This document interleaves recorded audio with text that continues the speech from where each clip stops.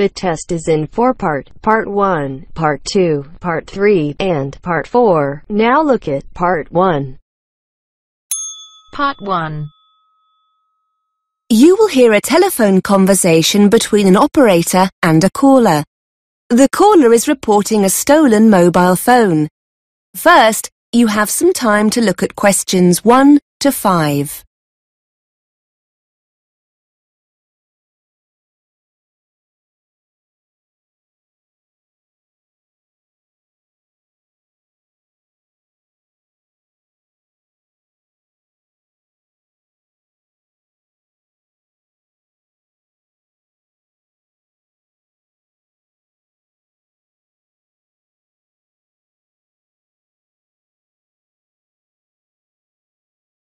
Now we shall begin.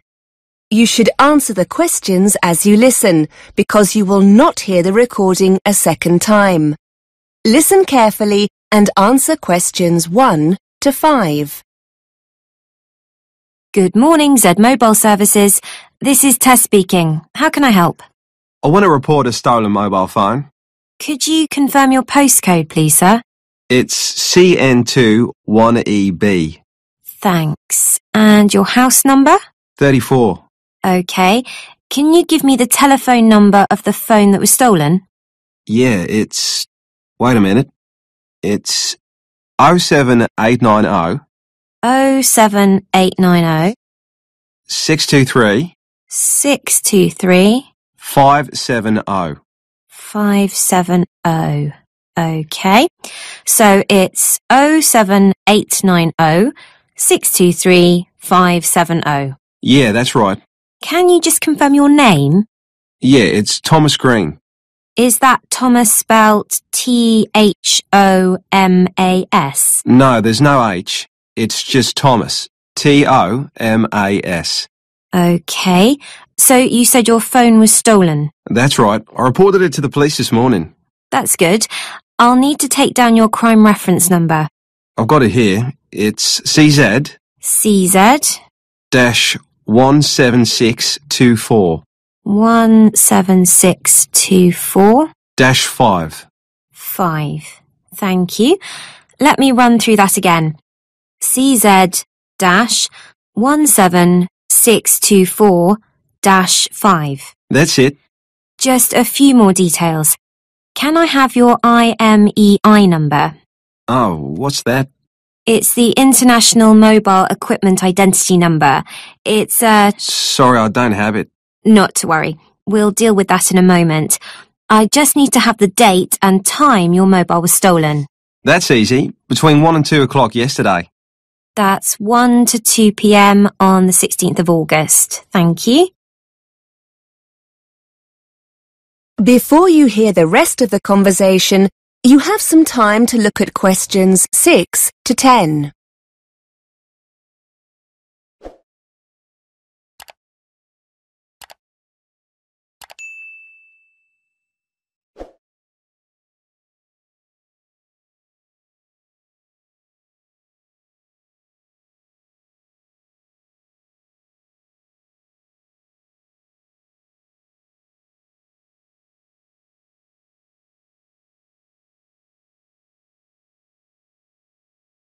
Now listen and answer questions 6 to 10.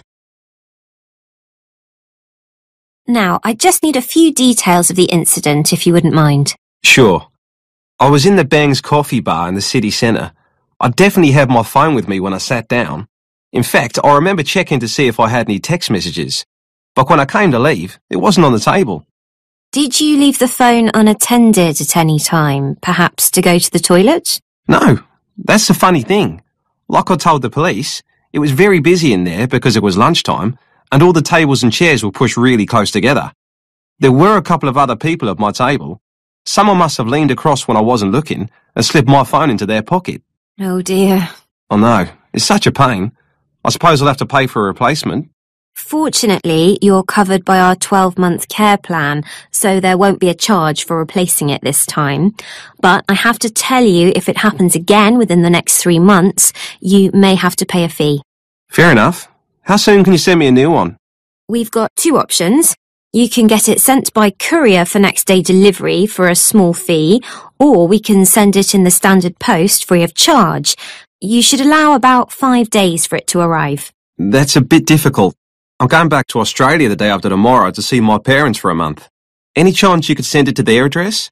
No, I'm sorry. We can only send replacements to UK addresses. In that case, I'd better have next day delivery then. Okay, so just to confirm the delivery address, is it 34 Solent Gardens? That's it.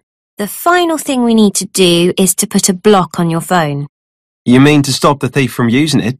I was wondering about that. What I need to do is put your IMEI number into the central register, which will essentially prevent anyone else from making calls from your phone. Now, the IMEI number is a 15-digit number that you can see underneath the phone's battery. Do you have a record of it? No, sorry. Is there any other way to find the number? Yes. We usually trace it from a call you've recently made. In a moment, I'll put you through to my colleague who deals with that. By the time you've finished with him, your mobile will no longer operate. Good. And with your new phone, I'll also send you a crime prevention leaflet, which will give you some tips on how to protect your phone from being stolen again. Thanks. You've been really helpful. Don't mention it. Just putting you through to my colleague now.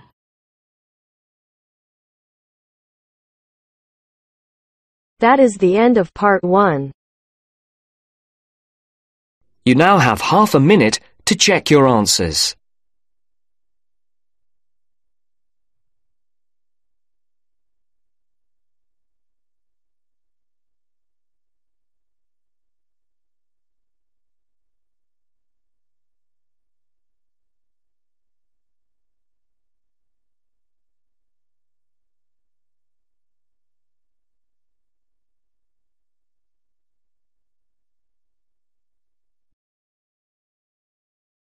Now turns to part 2. Part 2. You are going to hear an interview with a student advisor on a podcast. The advisor is giving financial advice for overseas students going to the UK to study at university. First, you have some time to look at questions 11 to 15.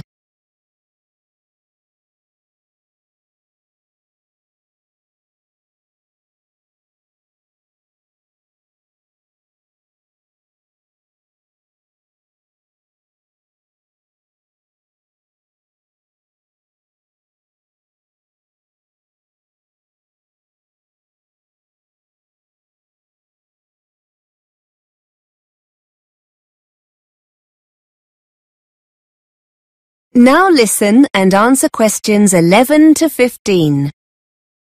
Welcome to our monthly podcast for overseas students planning to study in the UK. This month we're looking at how to make your money last longer while studying here.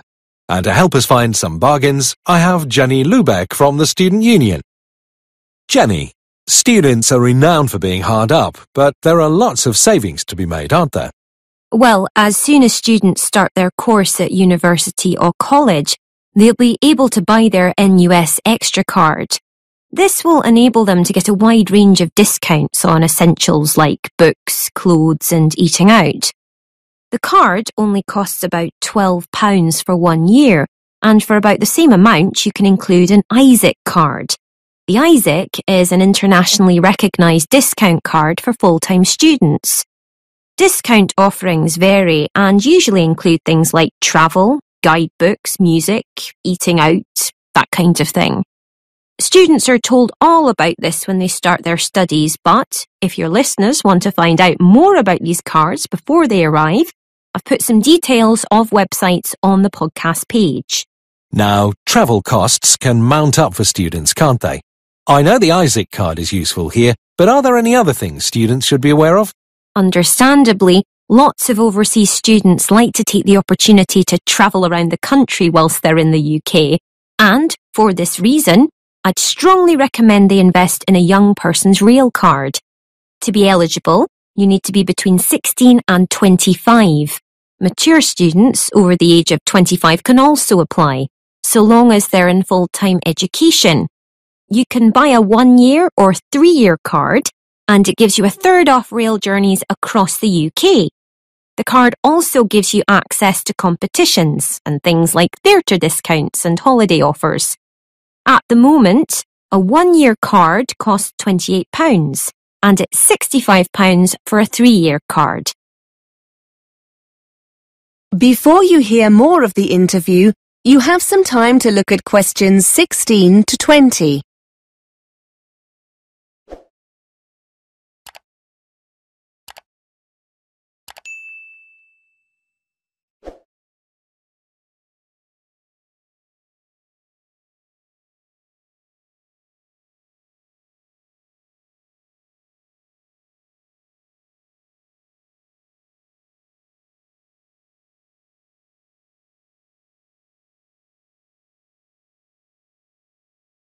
Now listen and answer questions 16 to 20. And what about buses? Well as the rail card, it's also more than likely the local bus operators will offer discounted bus travel with their own travel cards. These aren't aimed specifically at students, but can still save you a lot of money if you use the buses regularly. You can usually get these cards for a week, a month, a term, or a whole year, with bigger savings the longer the period. Another advantage of these cards is that, as well as making it cheaper to commute to and from university, you'll also find them very handy free transport whenever you need to do some shopping or visit friends in your area. Are there any cultural things that students coming to the UK might not be aware of that can save them money? Some overseas students are surprised by the amount of recycling that goes on in the UK and how much money can be saved in the process. There'll be a roaring trade in used course books in the student union on campus. Lots of students who were on the same course as you the year before will be selling their books at the end of their course. They'll be a lot cheaper than buying them new. Off campus, you'll find lots of charity shops in your local town centre with a good selection of novels, and you'll often get some really nice clothes, CDs and DVDs that people have donated, and all at very cheap prices. Of course, shopping in this way means you're contributing to a worthwhile cause as well. And check your local paper frequently for car boot sales. Car boot sales are a very British style of market, where private individuals come together to sell home and garden goods. In fact, they're a great way of recycling some of your own unwanted stuff and can help you make some money in the process.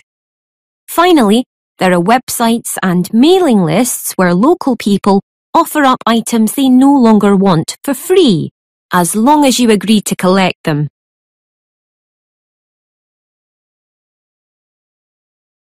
That is the end of part 2.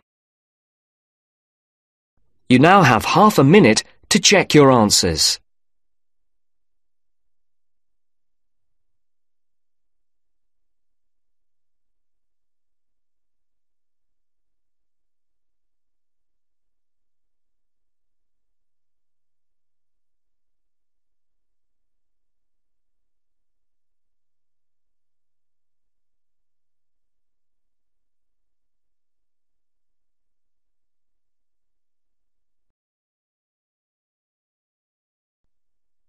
Now turns to part 3. Part 3. You will hear two students talking about revising for exams. First, you have some time to look at questions 21 to 23.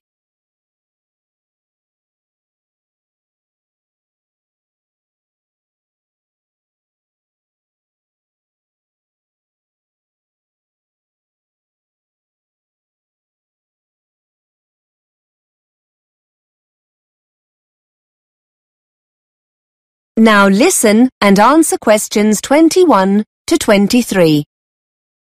Elaine, have you seen the exam timetable? They've just put it up on the department notice board. Yeah, I've just come from there. I must be honest, I'd put the thought of exams to the back of my mind. Now the dates are there, it all seems a little scary. Have you been revising much? No, not really. We've got a month, so I'm going to really get going on it now. Why don't we try and work together? Yes, Let's meet a few times a week. I don't like working on my own. I never seem to be able to focus properly. What about Tuesday and Thursday? Oh, no, I have a late seminar on Tuesday. Monday and Thursday? What about that? Yes, that'll be okay. How do you go about revising? Have you got any tips? Well, our tutor said we shouldn't start background reading or writing notes until we're clear in our mind what we need to revise. He said start with a revision timetable, so we know what to revise and when. That sounds sensible. Then we can use the timetable to work independently. It'll help us to make sure we're both working on the same subjects. We can make that the first thing to do in our first session. Write up a timetable. OK. I reckon the kinds of things we can do on our own in between meetings are things like arranging our materials, lecture and seminar notes, handouts, feedback from our tutors, that kind of thing. If we arrange all these by subject, according to the timetable, it'll help us get organised.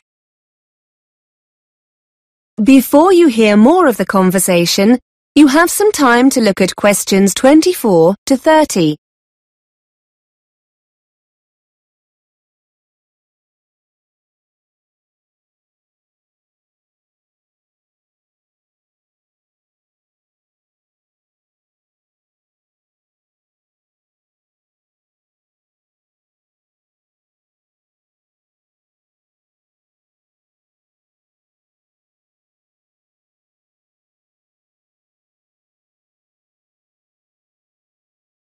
Now listen and answer questions 24 to 30.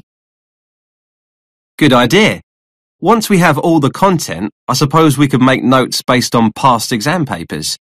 We had a talk about note-taking in one of the seminars. They reckon you shouldn't copy word for word. It helps to learn things if you paraphrase main points. And don't just copy loads of facts either. Try to get a feel for the main arguments or theories and match any facts to these. I also like using mind maps or spidergrams when I make notes. It means you can put down a lot of information, but so that it's nicely organised.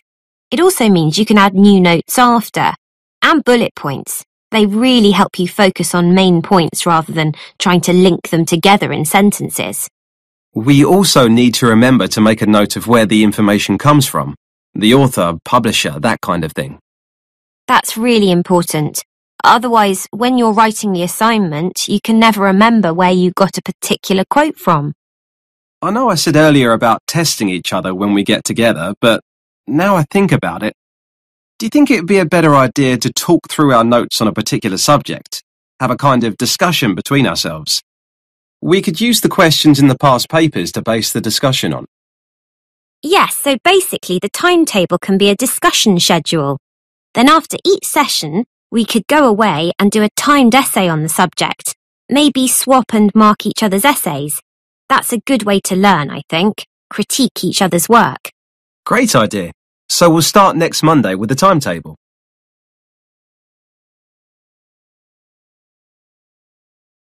That is the end of part 3. You now have half a minute to check your answers.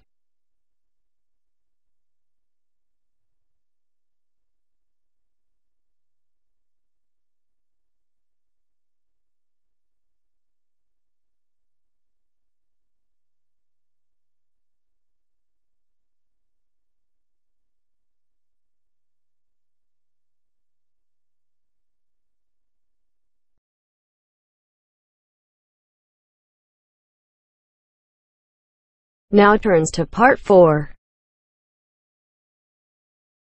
Part 4. You will hear a lecture on immigration patterns. First, you have some time to look at questions 31 to 40.